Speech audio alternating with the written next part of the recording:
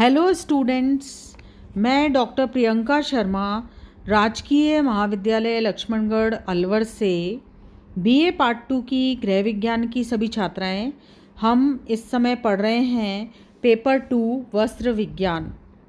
पिछली क्लासेस में हमने पढ़ा था कि रंगाई और छपाई के द्वारा वस्त्रों पर परिसज्जा की जाती है, जिससे कि वस्त्र सुंदर और आकर्षक बन जाते हैं।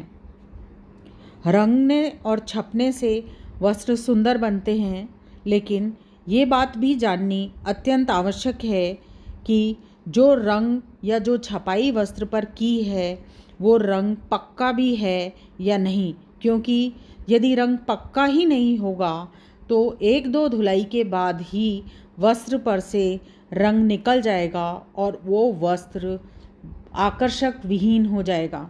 उस वस्त्र की कोई वैल्यू नहीं रहेगी। इसलिए वस्त्र के रंग के पक्केपन को प्रभावित करने वाले जो कारक हैं उनके बारे में जानना पहले आवश्यक है। सबसे पहला जो कारक है वो है रेशे की रासायनिक रचना व संगठन।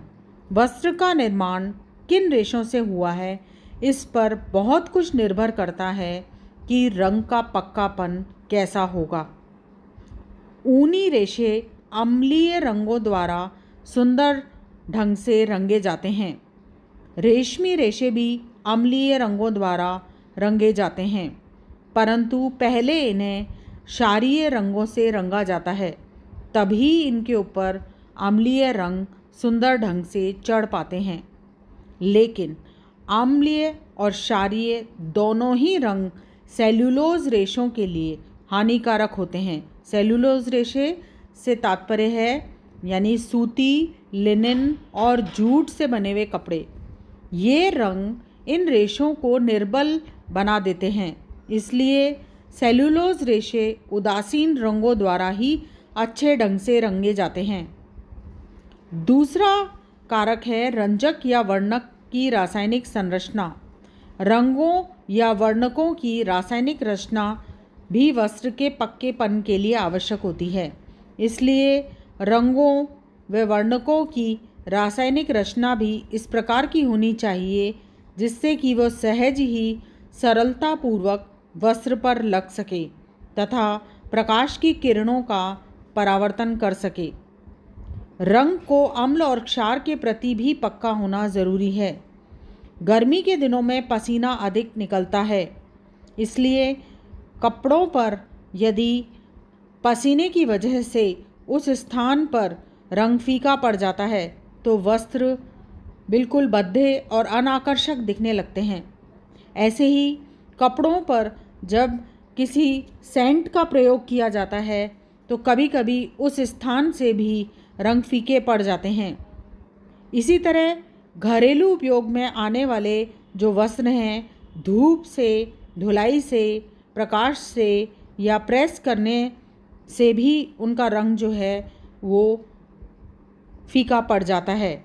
इसलिए कपड़ों में ये बात का ध्यान रखना अत्यंत आवश्यक होता है कि उनका रंग पक्का हो। तीसरा, रंगाई और छपाई विधि की तकनीक।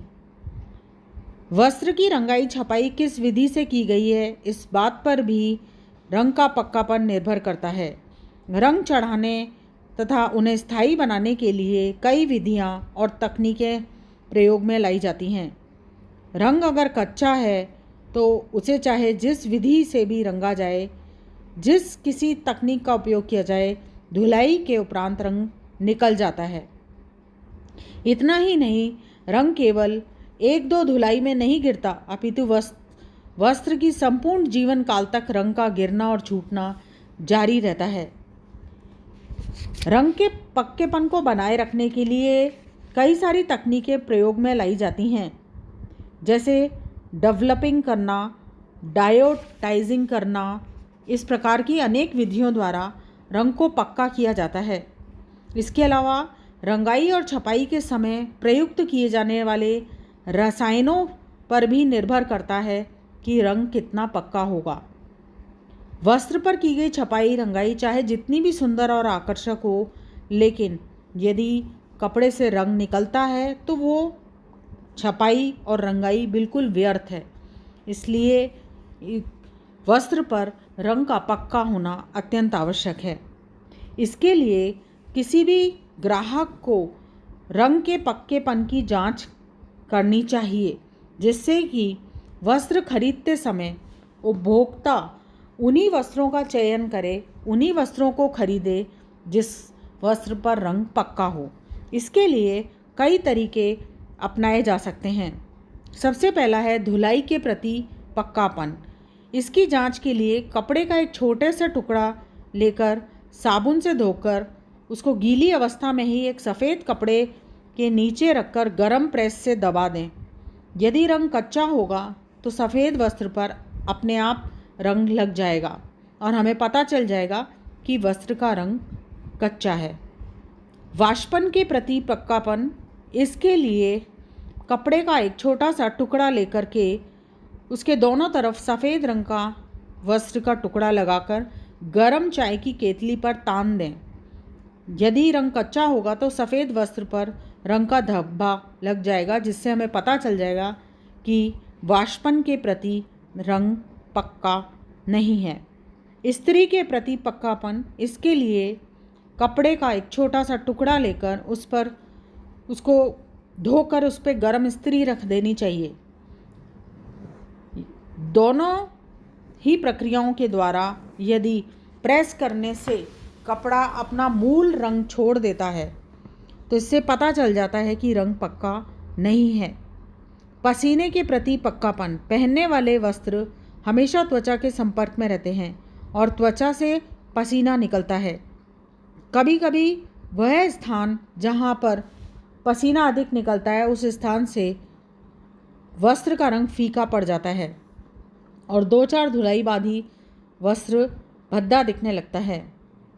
रंग पसीने के प्रति पक्का है या नहीं, ये जांच के लिए वस्त्र के टुकड़े को किसी निर्बल अम्ल के घोल में 5-7 मिनट के लिए भिगोकर रख देना चाहिए। इसके बाद किसी सफ़ेद कपड़े में लपेटकर सूखने के लिए छोड़ दें। वस्त्र के सूखने के उपरांत इसकी तुलना उसके मूल वस्त्र से करें।